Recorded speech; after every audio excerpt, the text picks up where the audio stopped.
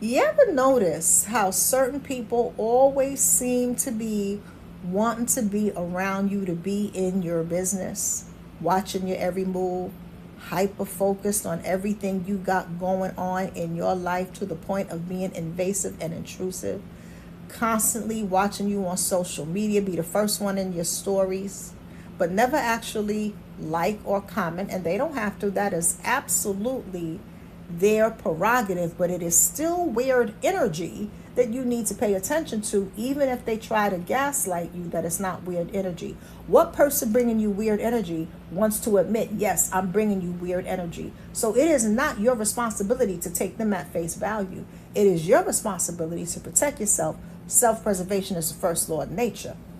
So today we're going to be diving into why frenemies spy on your progress, and how do you navigate that covert envy, because when it's a frenemy, that's covert envy with biblical discernment. And so let's start by just looking at what the fruit of envy is. James 3:16 says, where there's envy and self-seeking, there's confusion and every evil work. So one of the most confusing things for a lot of people is, if this person dislikes me so much, why do they always want to be around me? If this person claims not to like me, they talk crazy behind my back, slick talk behind my back, throw mud on my name, have nothing but negative things to say about me, but they're always calling me on the phone, reaching out, trying to get together with me, but they talk about me like a dog. Why would someone who talks about me like a dog want to be around me? See, because that is how covert envy functions. Because where there's envy and self-seeking, there's confusion in every evil work, right? So one of the reasons why a person who dislikes you, but they try to play in your face like they're your friend, wants to be around you, is they want to collect intel on you. Because when they gather information, right, they are using that information for two reasons: to measure themselves against you, because when a person is in a space of envy towards you, that also triggers insecurity and competitiveness. And when you are competing, even if it's a one-side competition in their mind, you need something to measure up against, right? A person who's competitive. So they're looking at how you're progressing in life, what you got going on in life, mentally, emotionally, financially, whatever the area is where they're competing with you. And they use your progress, your blessings, your successes as a measuring stick, and it triggers their deep-rooted insecurities. But envy takes on a life of its own where it's not rational, because that's irrational behavior. If you feel bad in somebody's presence, why would you constantly want to be around them? So this shows you that sick mindset. Because also the second reason is they want to see you fall. So when a person is around you a lot, the natural human tendency is, over time, you become comfortable with them because you're constantly together, or you're constantly talking on the phone, or you're constantly interacting. So it creates a sense of false intimacy. And that is where you will fail to guard your heart, and you will begin to reveal things to this person who don't even like you, that are near and dear to your heart, which gives them fuel to weaponize against you. See, when a person doesn't like you, they're waiting for you to fall. And we all will, because none of us are perfect, myself included. We will all make mistakes. We will all fall short of the glory. We will all have hard days, bad days, and days where we feel weak, right? And what they want is a close front row seat to those moments in your life, so that they can capitalize and weaponize those moments, and it gives them food to fuel the rumor mill if they're talking smack behind your back. It gives them a high to boost themselves up. See, I knew she wasn't perfect. Nobody's perfect. See, I knew he wasn't all that. He don't even have a good relationship with his own brother. And he caught you at a vulnerable moment. You were pissed at your brother because of whatever the thing is that happened. You vented, and they take that and run with it, may even go back and tell the brother, And now you got a whole situation, and yeah, you shouldn't have vented to the person, but they caught you at a weak moment. And so when a person really has ill intentions toward you, the only way that they could put a knife in your back is they have to be close enough to you to put the knife in your back. And so this is why a person who claims to hate you, who says all kind of toxic things behind your back, always want to be in your face. Ain't that crazy? They say toxic things behind your back, but constantly want to be up in your face knowing what you got going on. They can't help themselves, because also with envy, particularly when it becomes full-blown envy, there's an obsessive quality to it. And the person becomes obsessed with knowing what's going on in your life. And so don't think because a frenemy is around you that it means their intentions are good, because where there's envy and self-seeking, there's confusion in every evil work. Secondly, they are measuring themselves against you. So I kind of hinted towards that. But when a person is in a state of full-blown envy and they want to be you, or they want aspects of your life to be the same aspects in their life, they are measuring themselves so that they can begin to copy and imitate what it is that you do, because they're trying to be you in a sense when you are dealing with someone with full-blown envy. So you have to watch for that. And one of the things I hear a lot of believers say is that they are confused. And I want you to be mindful of that, right? So we do know that where there's envy and self-seeking, there are two fruits, right? Confusion and every evil work.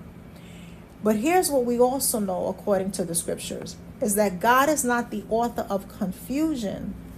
God is the God of peace, right? God is not the author of confusion. So when the believer, when you say that you are confused in the presence of someone who goes hot and cold, because envy goes hot and cold, right? There's times they're being nice to you to try to get you to drop your guard and to create a false sense of intimacy. And then you'll see that little mean streak come out, right? And that can make you believe that you are confused, right? But 1 Corinthians 14:33 tells us that God is not the author of confusion. God is the God of peace. What you're really sensing, even though you call it confusion, what you are sensing, because you're clear as a believer, you have discernment. So you see them clearly. But what's happening is you are perceiving misalignment. You are detecting inconsistency, which we're calling confusion. And so you're seeing the inconsistency, meaning their mouth says one thing, girl, I'm your friend. Dude, you like a brother to me. So you're hearing the words, but their actions, their body language, their energy does not line up with their words. And so that's what may seem like it's confusing to you. And what they're trying to do is bring you a spirit of confusion, because they're operating under deception, right? They don't like you. So it's deception to pretend that they like you. They are not a friend. They are a foe. So they're operating with a spirit of deception.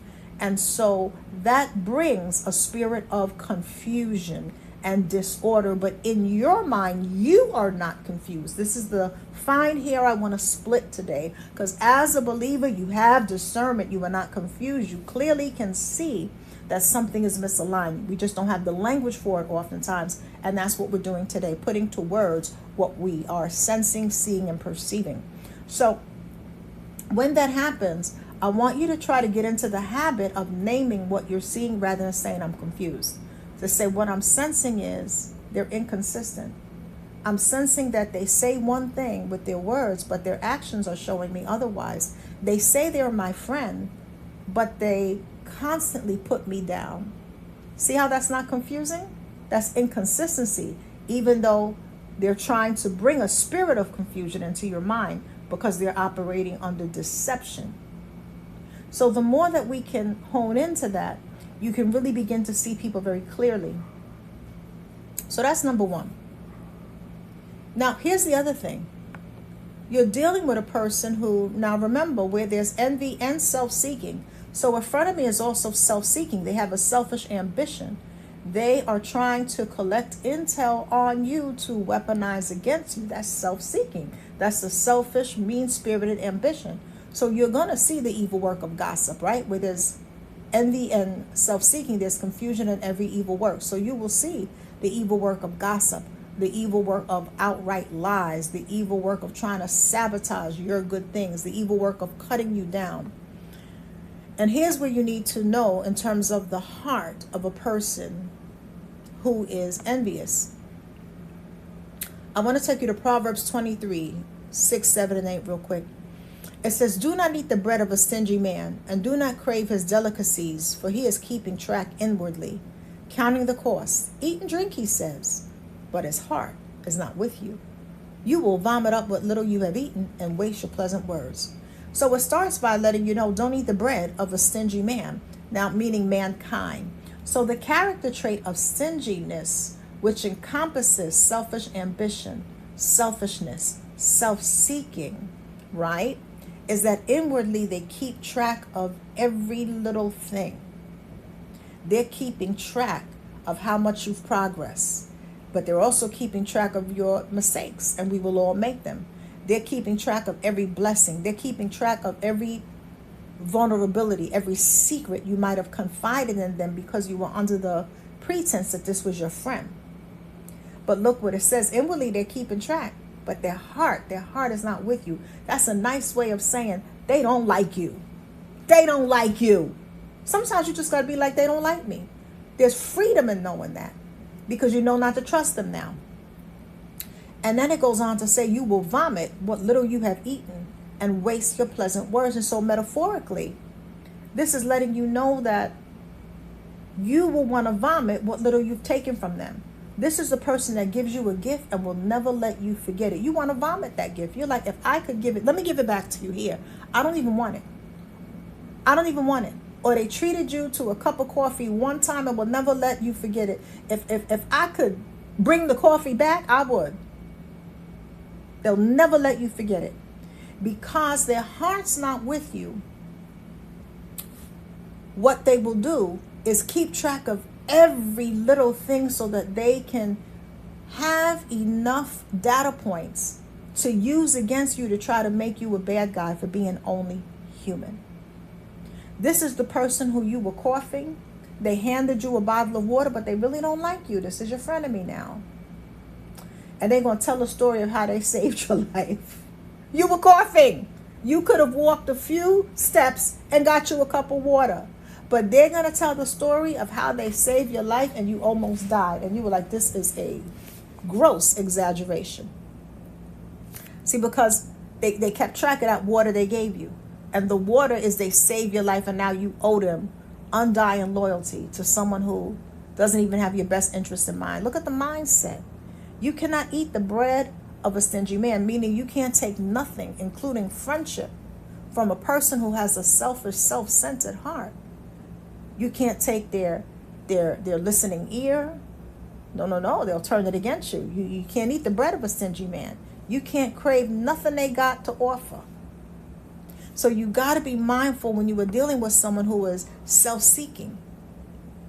And it's interesting because you may still be asking, yeah, but why do they keep me close? So we've already answered that, but I want to show you that this ain't nothing new. In the Bible, in 1 Samuel 18 and 9, we're going to read the scripture in a moment. But in the book of Samuel, David comes back from war, Saul comes back from war. So David works for Saul, who's the king. And the women come out and have a parade, basically. And they are singing in the streets about Saul has slain thousands, but David has slain many, many, many more.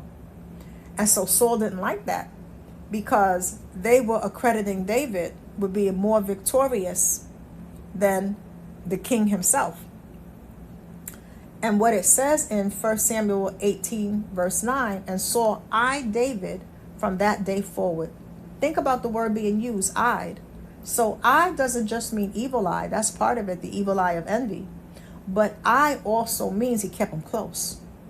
Saul didn't stop talking to David right away. No. He kept him close so he could watch him with a spirit of envy and competition to see how much he was growing, how much he was doing to succeed, because he felt threatened and intimidated by him, even though he was the king. And it's evident because he says, What more does he want? My kingdom?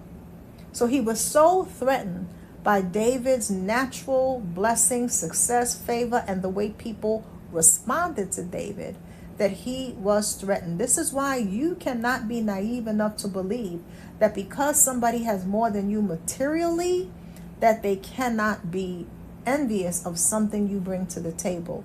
You cannot be naive enough to think that because somebody may even be conventionally what society may consider more attractive than you, can't be envious of something that you bring to the table. Because you got to remember, envy is attached to coveting. So whatever that person covets is the thing they envy. So you can't look at the fact that your supervisor, let's say, makes more money than you, drives a more expensive car than you, and if they're showing signs of envy, feel that that's impossible because they might not covet the money and car. They already got that. But what they do covet is something that you have that they don't have. This is why the Bible stresses the command of not coveting. And so maybe you have an integrity that bothers them. You have a way with the clients. You have a skill set that they covet, because envy is strongly attached to coveting. So don't look at the fact that somebody could be more conventionally what society would consider successful or attractive. That don't mean that you don't have something they don't covet. So what do? What is the actionable strategy? Number one, pivot into peace. Pivot into peace. So God is not the author of confusion. God is the God of peace. So when you are around that frenemy and they're saying or doing something to try to get at you, pivot into peace. That don't mean be a doormat or a pushover. It means don't let them bring you into a place of disorder and confusion, because that's what they want. They want to say something slick and have you crash out so they can say, see, she tried to act like she's so classy, but look at her, look at her. Pivot into peace. Number two, put them on an information diet. You gotta restrict access to the best of your ability. So now this is going to depend on your situation, because remember, these videos are for the general public. So there's no way that one video was going to answer every scenario or question you would ever have. If it's one individual thing, that would be coaching, right? Because that would allow you to bring your questions and for us to spend the time to really dive into your specific situation. But generally speaking, you want to restrict access to the best of your ability depending on your scenario. So if this is somebody you work with, obviously you're not going to be able to restrict physical access if they are in the cubicle right next to you. They're going to see what you wear, the beverage you have in the morning, and some of the habits that you have. They're going to see that with their eyes, right? Because you are in physical proximity towards one another. This could be a roommate and you are trying to make preparations, planning on moving out and, maybe getting another roommate. But in the meantime, you're going to see one another. So it's not always so cut and dry. So you have to tweak the strategy to the best of your ability. So you want to limit the information you share. And sometimes what that looks like is stop giving destination details to people who want to derail your destiny. So your destination details are your goals, your dreams, your plans, even your ideas. You don't need to converse with someone who you detect envy and hate from about those sacred things that are important to you. That is like throwing your pearls before swine. And the Bible says, do not cast your pearls before swine. Pearls are the things you value. And if a person is showing up with swine-like behavior, you don't need to be casting your pearls. Even if they know, here's the thing, a person can feel they know, that still doesn't mean you have to have a conversation with them. One of the things that we as believers have to do when you are dealing with an envious spirit, which is also a monitoring spirit, you got to learn to shut monitoring spirits down without an ounce, and I mean an ounce of guilt. You got to learn to shut it down. They could ask all day, every day, so, what that mean? What that mean? They can ask all day, every day. That does not mean you have to answer. They're going to go down your windpipe and make you make a sound. They can't make you answer. So they can ask a question. They can claim to have it. They can say, I heard such and such and such about you. Okay. The answer is okay. And if you don't want to use 2 letters, give them a vowel. Watch my video called Give Them a Vowel. A-E-I-O. They don't think you're crazy. Like, what is she saying? Why is she making these sounds? Because you get a vowel, baby. You don't even get a whole conversation from me. You don't even get a word. You don't get a full word. You get a vowel. You get an A, an E, an I, an O, a U, and sometimes Y. They're going to think something wrong with you. That's all right. You don't care what they think because you're moving forward in purpose and destiny. And so they can even come and say, so-and-so told me XYZ about you. Is the answer. Is the answer. See, so this is how you shut someone down that is trying to get a rise out of you, and they're trying to engage you in a conversation about your private business that's none of their business. You don't owe them an explanation about jack. And keep that in the forefront of your mind. And for believers, a lot of believers have been conditioned to believe that being graceful means laying down and letting people wipe their feet all over you. You were not called to be a doormat. You were called to walk in the good works that God prepared for you beforehand. And so that's how you begin to restrict access with people who may already have some level of access. You don't have to engage them. And they might say, oh, I saw your YouTube video. I thought it was a stupid video.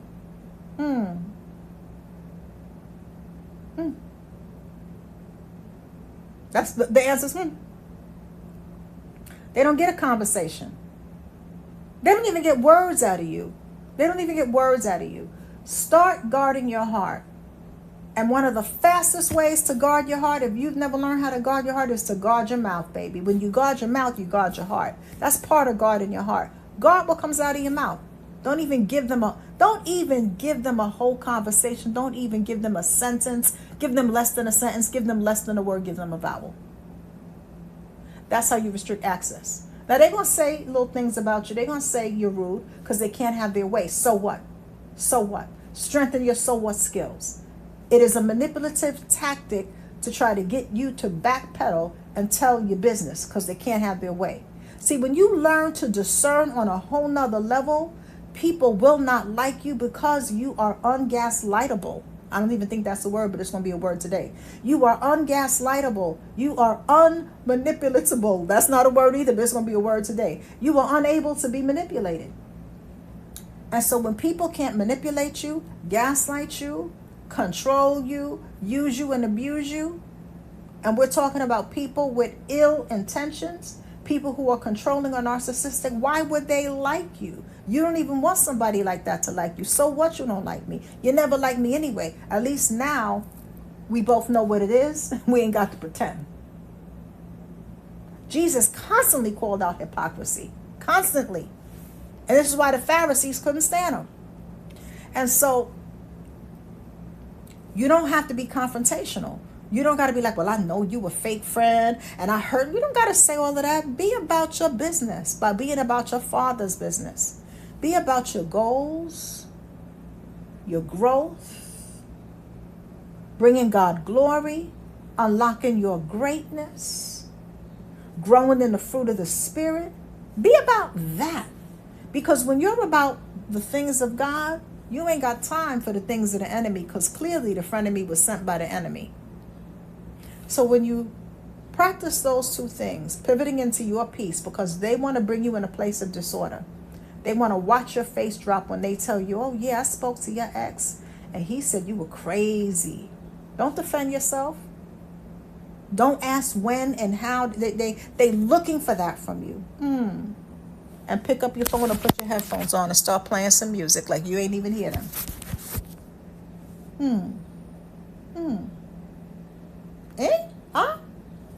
That's what you're going to do. So if you recognize these signs in someone who's always around you, be prayerful and ask God in your prayer time, ask God to show you their heart.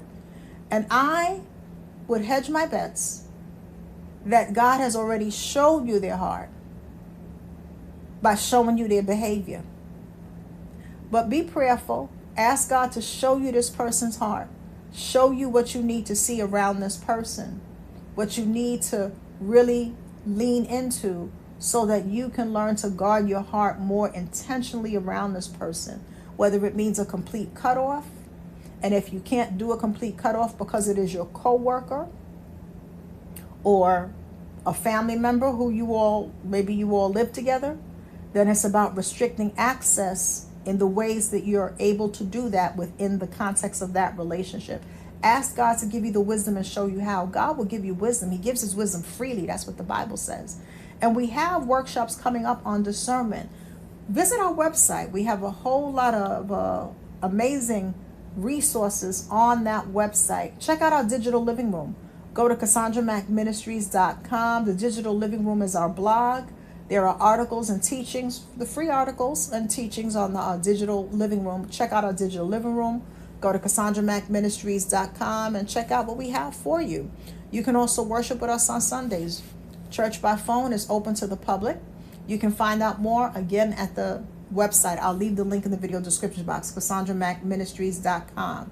And if you want to really lean into staying protected and covered no matter who's coming against you, then you should join our 21 days of activating the full armor of God challenge. It starts July 1st, 2026. It's a 21-day challenge working from my book, Activating the Armor of God workbook. This is a 21-day workbook that is broken up into days, and each day leans into how to put on the armor of God, how to put on each piece. It breaks it down piece by piece, what each piece is for, what each piece protects, what each piece empowers you to do, and how to do that. And it's broken up into 21 days. It is a thick book. It's 8.5 by 11, over 125 pages, and it has questions, self-reflective questions. It has activities for you to do. So it is an interactive workbook, and it is prepared as a self-guided book. So all you need is the book. That's what the challenge is. We're all starting the book on July 1st.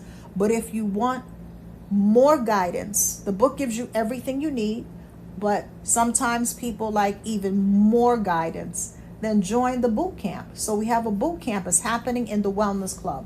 So it is free for Wellness Club members. And that starts July 1st also. And the boot camp, you'll be getting 21 videos, a video each day of our 21 days of activating the armor of God challenge. You're going to get a short, encouraging instructional video that will just go deeper and will guide you through the process even more. But if you want to do it self-paced, you can just get the book. So I'll leave the link in the video description box. And when you have a chance, check out the website. And don't forget to subscribe to the Substack if you are a person who likes encouragement and wisdom tips in writing. I have a Substack newsletter called Sidestep the Drama. And you'll see all the links to everything I'm talking about in the video description box. So God bless you. Let's do our best to be kind. But let's also take our common sense and our discernment with us. Talk to you in the next video.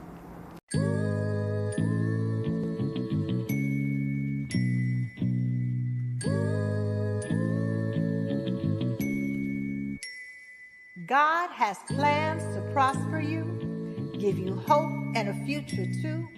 So let me remind you of what you have the power to do.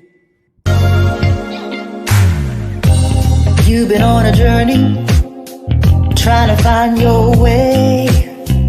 Like the sun, you're rising, 'cause today's your day. To unlock every gift inside, let your potential flow. Don't let anybody kill your vibe. Time to bust up and show. Gotta keep on reaching, keep believing. Act like you know you can win. Live your dreams, reach your goals. Be happy, you can make it. Get motivated with Cassandra. We've got wellness, church by phone. You don't even have to leave your home to be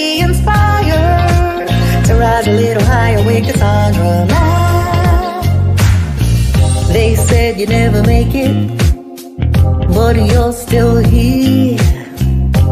Kept on pushing through all your doubts and fears. Never let a hater see you sweat. Remember who you are. When they go low, let them reap what they sow while you go far. Gotta keep on reaching, keep believing. Baby, shine like a star. You can win, live your dreams, reach your goals, be happy. You can make it. Get motivated with Cassandra Man. If you got haters, they gon' hate. Keep your head up and just be great. It's your season, your winning season with Cassandra Man. Rise up, time to get on your grind. Go after your dreams, no time to fall behind. Push till the end and never give in. It's your winning season, get ready to win. Keep moving forward and never look back. It's time to get motivated with Cassandra Mack. You can win, live your dreams, reach your goals, be happy. You can make it. Get motivated with Cassandra Mack. We've got a wellness church by phone. You don't even have to leave your home to be inspired, to rise a little higher with Cassandra Mack.